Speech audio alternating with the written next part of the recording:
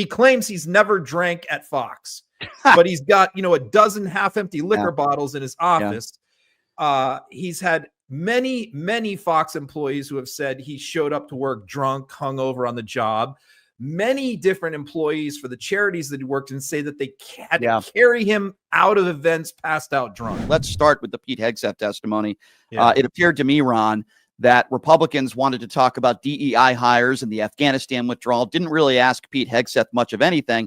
And the Democrats were doing what I thought they should have done, and they did do it, and questioned him on his judgment.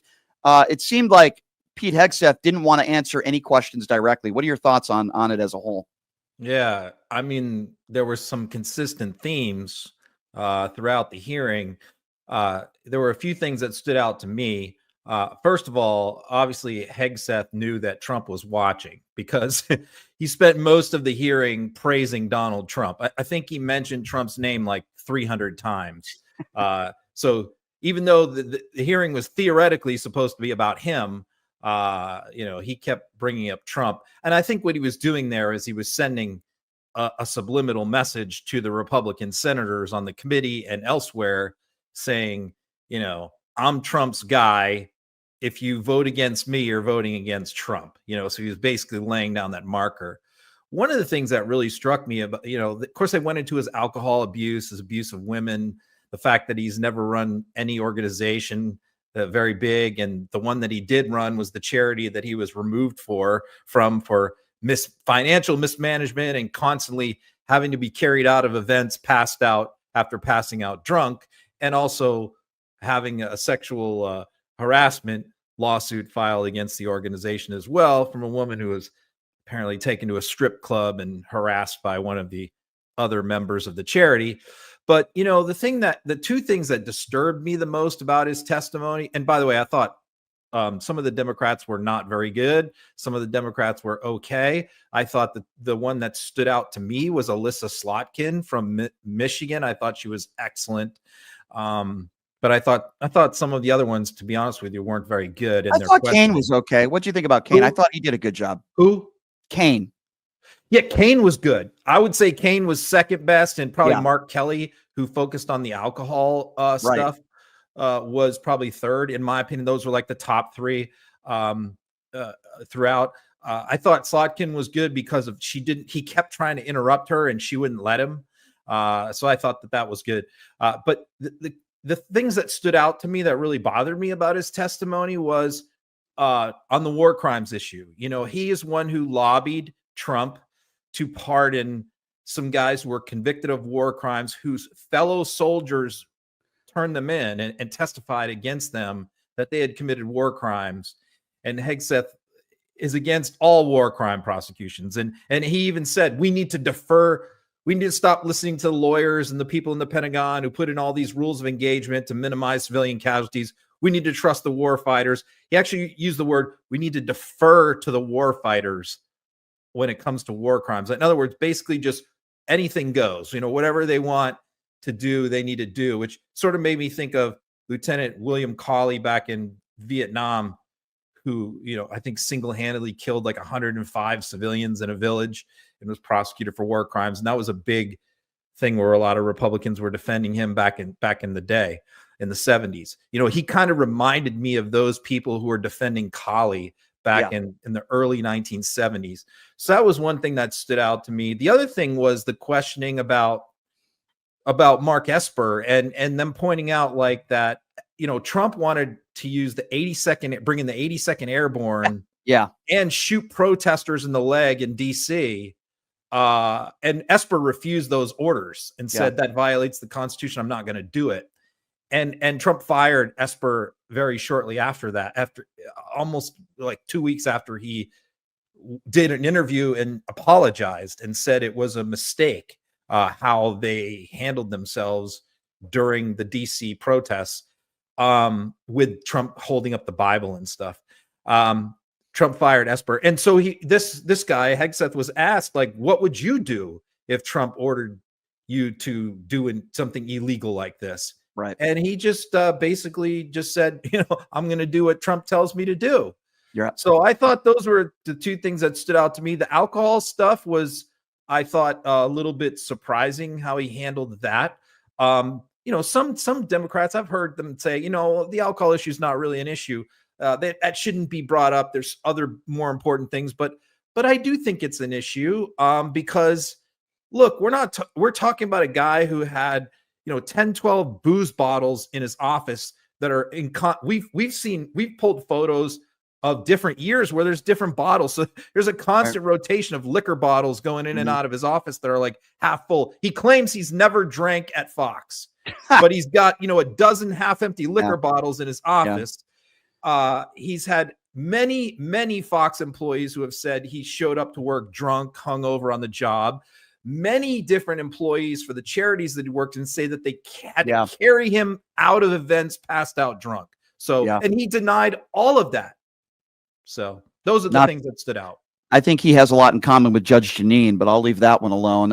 What do you make of the fact that not that long ago on a podcast, he says he doesn't believe that women should be serving on the battlefield, but yet now all of a sudden we're led to believe that he just changed his mind and he had a change of heart? I mean, obviously the only reason why he's changing his tune a little bit now is because he wants to get this position, but how could anybody believe he's being honest in saying that today? He wrote it in his book last year. Right. His book came out last year and he said women should not serve in combat, period. And he used some pretty insulting language while saying that, basically just suggesting that no woman is capable of serving in combat. And, he changed his position for one reason. Joni Ernst is on the committee. She's a senator from Iowa. She served in combat herself. Right. She's also a sexual assault victim, and he's been accused of that as well. So she was seen as the biggest problem for him in terms of if she came out publicly against Hegseth, he was in big trouble. And so Hegseth basically went into her office and just took back everything he ever said about women in combat.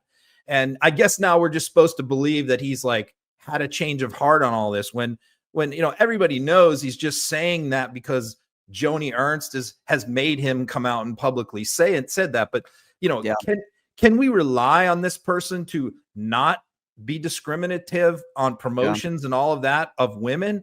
Absolutely not. I mean, we know what he thinks. Ron, if he actually gets confirmed, and I certainly want to get your opinions on that. I don't even know what's going to happen here. But if he does, hypothetically speaking, what does it say about the Republican Party today? Yeah, well, Joni Ernst, I think, is going to support him because all of MAGA realized that she was the problem, and they all just went, they focused in on her, John Cornyn, and a few others.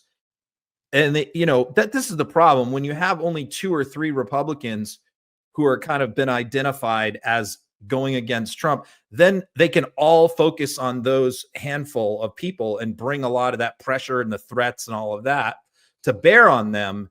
And, they curl up in a ball and they give in. And that's what I believe has happened with her. So I think that what you might see is 1 or 2 Republicans vote against Hegseth, but I also think you're going to see 1 or 2 Democrats vote for Hegseth. And so I think he'll, be confirmed by 5 or 6 votes. Unbelievably scary that this is the guy that's going to have the nuclear codes along with Donald Trump. I mean, it's unbelievable. A guy that was a weekend anchor at Fox News. He has pledged, though, that if he is confirmed as Secretary of Defense, he will stop drinking. So we have that. Yeah. Mace, got her whole news cycle thing going with the trans bathroom thing. And then, that dies down and she hadn't gotten any media attention for like 3 days in a row. And for her, that's like a crack addict going through withdrawals, who's like or a meth addict who's been out for 3 days. James McIntyre was arrested. He's pled not guilty. And there are witnesses that are claiming that there was no physical assault. To the contrary, it was just a simple handshake. So to talk to us a little bit about this and more of Nancy Mace, the disgrace, always a pleasure to be joined by Midas Touch's very own Ron Filipkowski, who's been covering this story. Ron, thank you so much for joining us again. How are you? Yes, I'm the expert on the Nancy Mace handshake scandal. Ron, it really is crazy. I got to tell you, I was just, how there's all these fake Trump screenshots that go around. People put them out and then people believe they're real. And one that's going around right now is about where Trump says Barron is a better guitar player than Bruce Springsteen, and it's totally fake. So, you read the screenshot and it's like Barron's name is misspelled. So I thought about like replying to the guy and going, it should have been obvious that this is a fake tweet because Trump misspelled Barron's name. But then I thought about it and I'm like, I don't know that he necessarily knows how to spell Barron's name. That's true. You're probably right about that. Ron, as if I don't mean to get sidetracked there, but no, that's okay. I mean, these are the times that we're living in, Ron. We're going to see this stuff every day. If it didn't get bad enough for Nancy Mace on this whole trans women in bathrooms nonsense and her tweeting 1,000 times about it, it seems like every day it's something new with her. Yeah. And I thought something was very strange about this story. Number one, there was no video evidence. Number two, nobody corroborated her story. Nobody said that she was assaulted. Number three, she didn't have any visible marks on her or anything. And she shows up in the chambers yesterday wearing this arm sling. And you've been covering this story. And this guy, James McIntyre, to my understanding, who was arrested, has received awards for his work, foster care work. And he doesn't have a criminal record. Very strange. And you've been covering this story, Ron. What can you tell us about it? Well, when a member of Congress goes to speak at an event, and that's what she was doing, she was speaking at this foster care event, they don't go by themselves. They go with staff, security, the whole deal.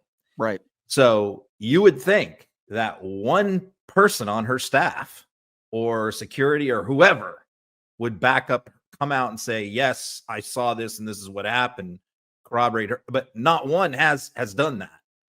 In fact, what did happen is Nancy Mace's former communications director, who used to work for Nancy Mace in Congress, put out this statement. I'll read it to you on Twitter. This is the same woman who told staff, myself included, during January 6th, that she wanted to get punched in the face by a rioter so she could get on TV. She's full of shit, and her prop of a sling is a pathetic ploy for attention. That's Nancy Mace's own former communications director. Wow. So then Nancy Mace went after me again today, and she said that I should face the women in my life because I'm making light of this issue. If you take like her word, like her best case scenario, what she told the cops is that he shook her hand and wouldn't let go right away. Like he just held on to her hand. That's her version. Now, the other witnesses, there's like multiple witnesses who dispute that. They said it was a normal handshake. And, the other, so that's number one. So to come in an arm sling, and this is especially like a couple days after Trump was like arm wrestling Macron, and was yanking his hand around, to try and show what a tough guy he was. But now the handshakes are supposed to be like an assault. So that was number one, and then the other thing that really tips it off is this, like Mace, got her whole news cycle thing going with the trans bathroom thing. And then, that dies down and she hadn't gotten any media attention for like 3 days in a row. And for her, that's like a crack addict going through withdrawals, who's like or a meth addict who's been out for 3 days and the dealer drives by, and it's like you start chasing up. I mean, that she obviously was like looking for something to get herself back on TV. And of course, what is she doing today? I think though, even like Fox and Newsmax is getting tired of her because even they're not giving her as many interviews on this nonsense. But she was on like Benny Johnson's podcast telling her story today, who was the Russian paid asset. Right. I called her the Jussie Smollett 2.0 female version. Yeah, we both called her Jussie Mace. Yeah, that's really and what's really tragic about this, Ron, just like Jussie Smollett, is that the real victims, whether it be the real victim of a sexual assault or the real victim of an attack that has political ramifications, is it takes away from the real victims. Now, my question is this. I believe she made this up. You believe she made this up. There was no physical assault. It's a bunch of nonsense. I think she should be held to account, but what can be done? I mean, if you file a fake police report That's a crime. Right, exactly. Yeah, And I think it's a serious crime. So, Ron, what can be done about this? You have witnesses. Elliot Hinkle is one of them. I think there was another trans woman that was a witness as well that said this didn't happen. It was just a regular handshake. As you eloquently pointed out, there's nobody on her staff that's taking her side on this. What can be done about this, Ron? Yeah, that can. I mean, I was a criminal lawyer for 29 years and handled many cases where people were charged with making a false police report. And how this usually happens is, look, you have to look at it from the cops' perspective. They weren't there, they didn't see it, right? No police saw it. So in that situation, an officer comes up and you have one person says this happened, the other. Now the officer has a choice. They can decide, there's just not enough here. That's number one. Number two, they can just write it up and send it to the prosecutor and say, this is what these people said. This is what you decide if there should be an arrest. You decide if you're going to charge somebody, but we're not sure, so we're not going to make an arrest. But in this particular case, since it involved a member of Congress, they decided to make an arrest. And they decided to make an arrest based solely on her word. And here's the other part too. We always look in these kind of cases for when was the outcry. We call it the outcry. When was the report made? In other words, like when this happened, did she scream and get on the phone and call 911 and call the cops and say, don't you go anywhere?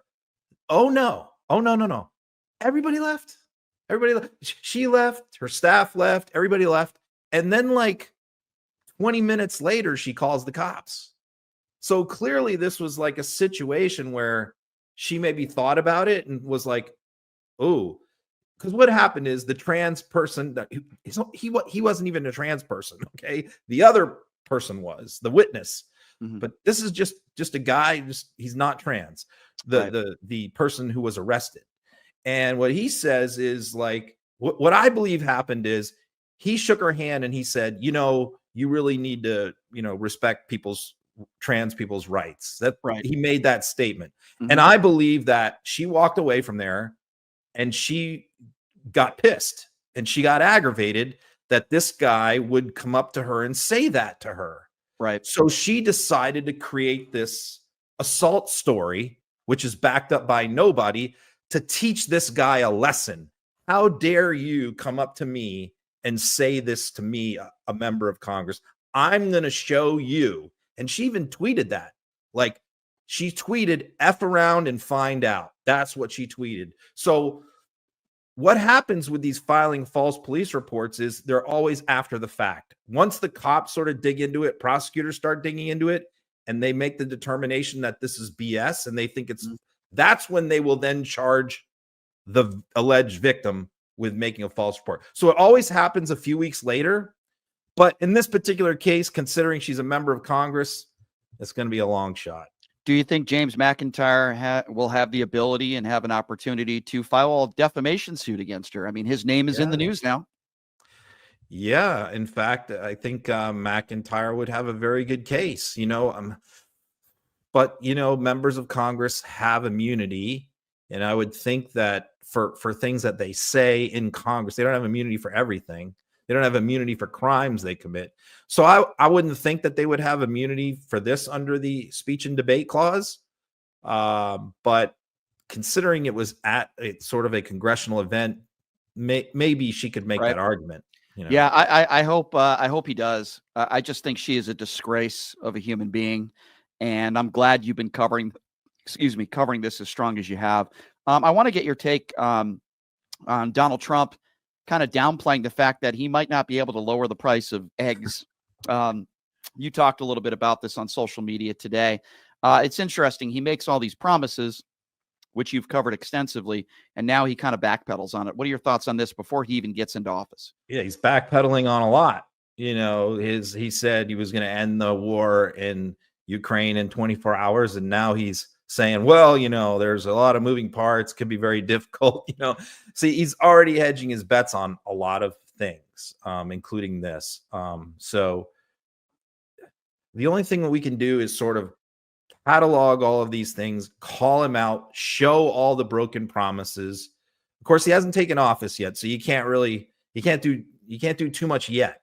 But once he takes office and these promises start getting broken, here's what I think he's going to do. I think he's going to keep all the horrible promises and he's going to break all the good ones. Like, all the ones where like, I'm going to, end war. I'm going to cut the budget. I'm going to by a third. I'm going to balance the budget. All the good ones he's going to break.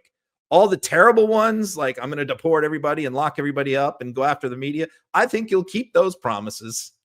You're probably right.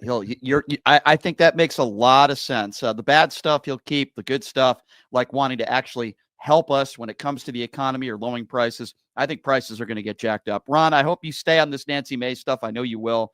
You guys are doing a great job. If she's responding to you, you're doing something right. Oh, yeah. So please keep it up. She always responds to me. Yeah, well, because you hold her to account, and that's why I have so much respect for you and what you guys do at Midas Touch. Please keep up the great work, my friend. I love it.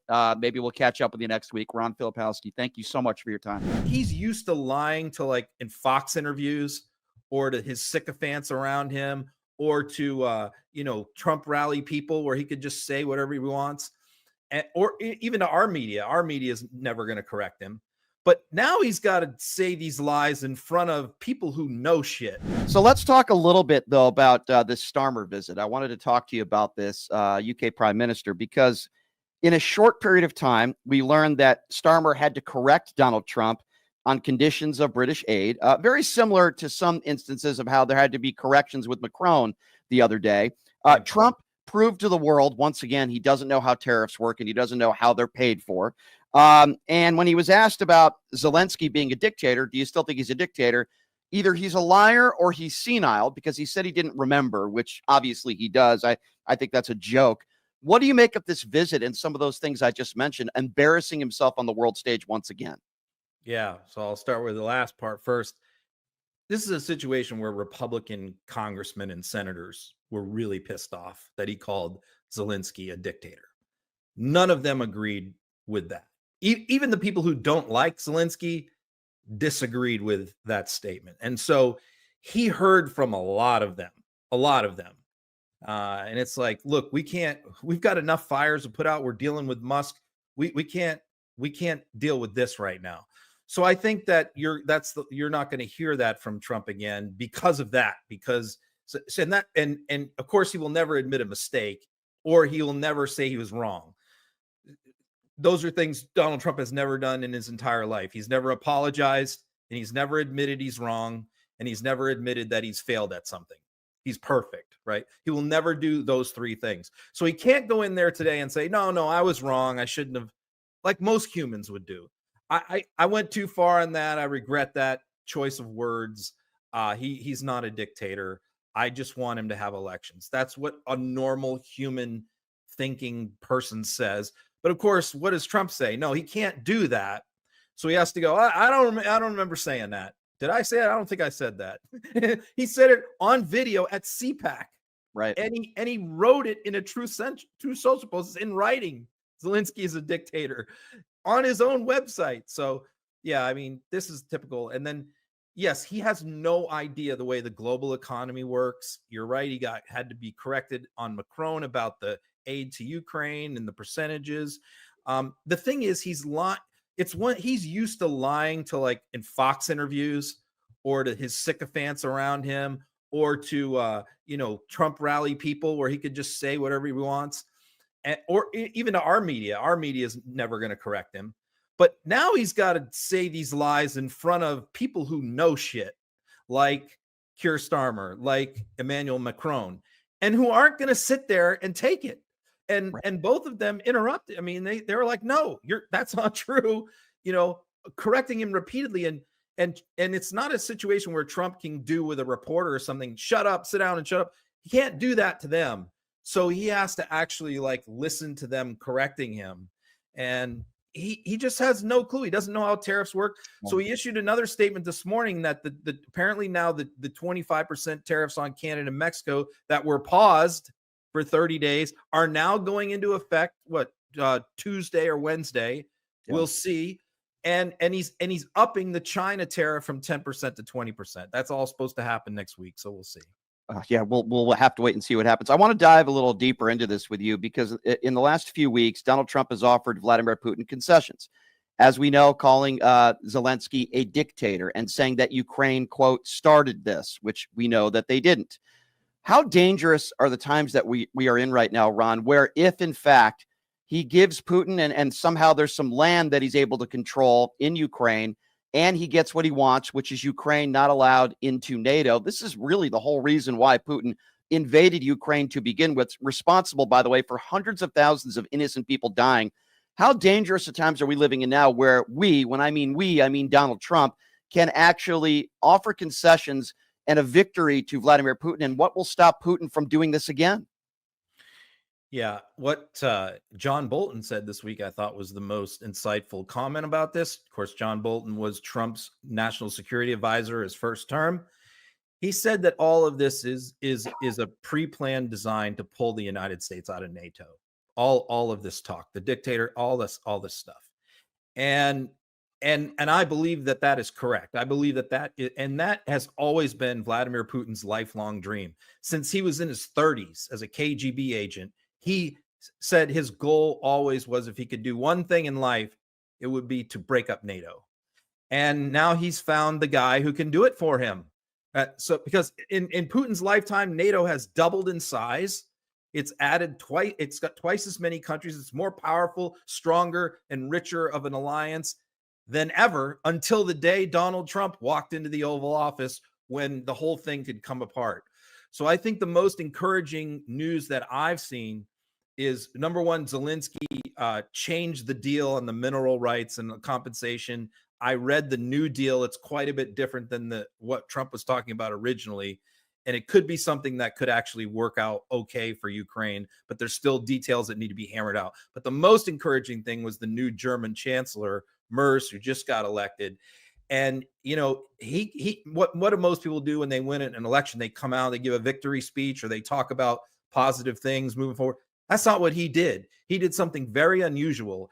He walked out and he said, look, we're on our own. We can't count on the United States anymore moving forward for anything. And we've been a little delinquent about that. We've been a little feeling very secure about our situation for a long time.